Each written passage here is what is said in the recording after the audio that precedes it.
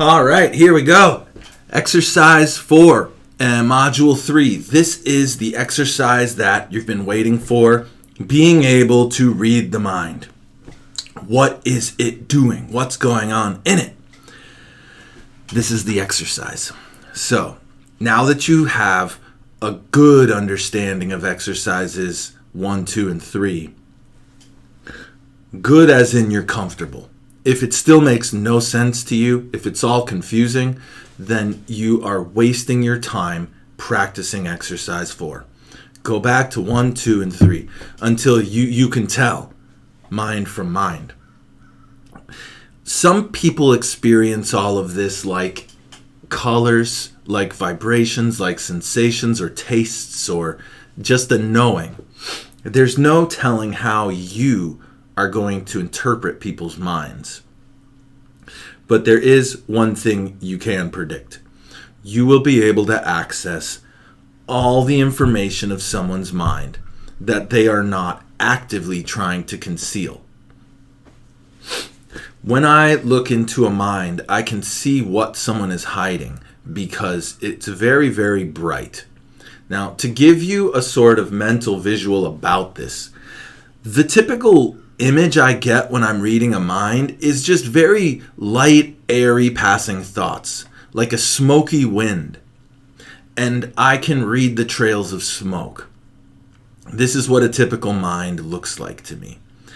If someone is hiding something from me or someone else, it will look like a shining light inside of that smoke. Very concentrated, shining light. Very noticeable. And it's because they're putting a lot of energy into that thing. And all the energy they're putting in is causing it to vibrate very harshly and cause a lot of energy to come off of it. So when you try to read a thought like that, the energy pushes you away. The energy shoves you away from it. The own energy of the person is saying, no, don't look. And you can't. You honestly can't. However, it's very easy to figure out what they're hiding when you look at the rest of the mind. For example, someone who is a thief, who is stealing from people that love them, perhaps. Someone stealing money from their family constantly. This person, when you read their mind, you won't be able to find family. And you won't be able to find money or fortune or concern about that. Because they have hidden those things. They've taken those parts of their constitution and pumped an energy wall around it to hide it from everyone. This causes so much malhealth. It's just so many horrible things to happen to the mind. You yourself should not have these if you are a telepathic practitioner.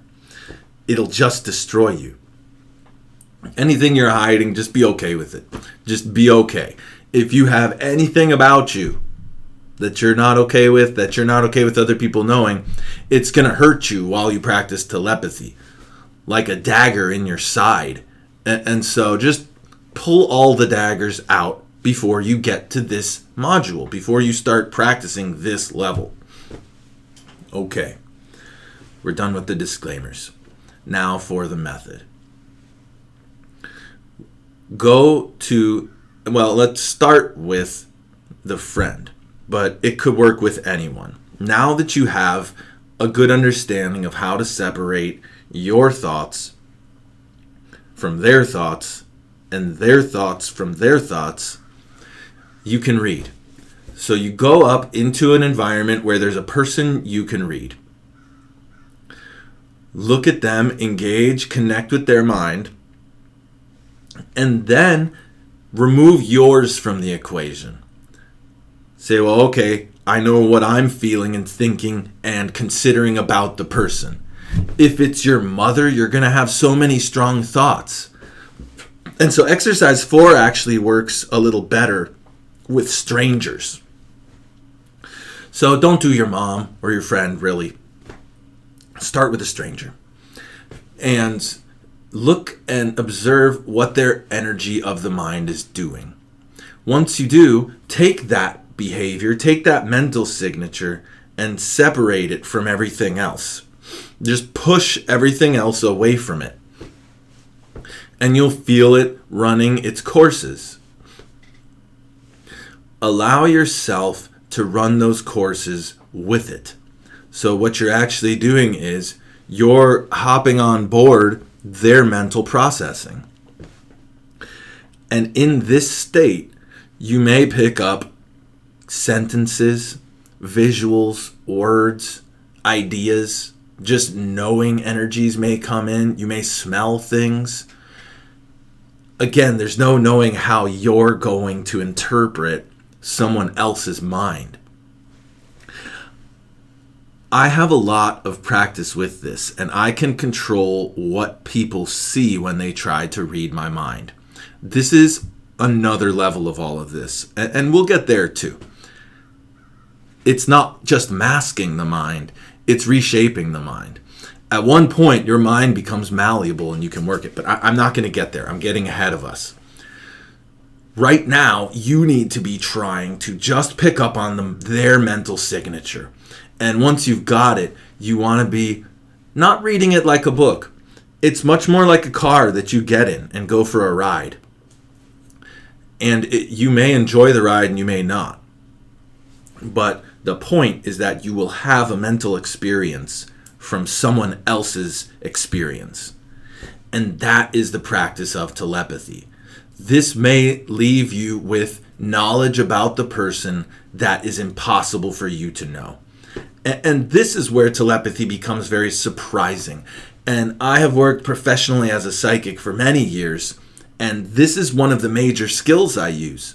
A lot of people use tarot cards or crystal balls or yada, yada, yada, and they have to have this thing with them to do their work. When I go to work, I often just show up, and a person comes and sits with me in a private setting. Now, in this setting, it is the ultimate ease. If someone's coming to you for a psychic reading, they are opening their mind to you and they're entering your space. And so you can do exercise 4 a lot easier in this state. You simply relax and open up to it, and they are trying to get you in the car. And so you get in the car. But one of the things I like about psychic work and the fact that when I practice, I'm very skilled, and I'm not trying to brag, I do find that my psychic faculties are very strong. So what I find is when people are coming to me for help, for a service, when I enter their vehicle, they give me the driver's seat, and I can explore their mind very easily, and I can discover anything wrong with it. I just drive through all the smoke and find every shining light and point it out. I'll see it. I'll say, you know what? I'm looking for your relationship with your children, and all I see is this barrier. And so let's figure out what the barrier is. And since they're letting me drive, I'll be able to get into their secretive thoughts. And often, people will have made their thoughts so secretive they won't even remember them anymore. And so I'll be giving them information that they'd forgotten. I'll say, look, you're upset with your children because of what they did when they left when they were teenagers and they didn't come and visit you anymore. And the person will say, yeah, wow, you're right. Oh my gosh.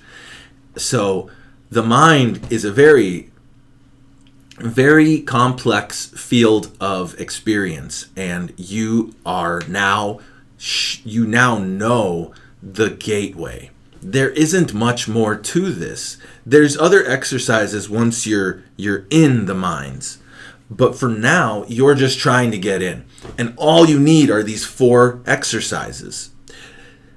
You may be wanting something faster, something more, showing results quicker. Don't let that distract you. If you simply practice these 4 exercises once a week for 1 year, you will have telepathy.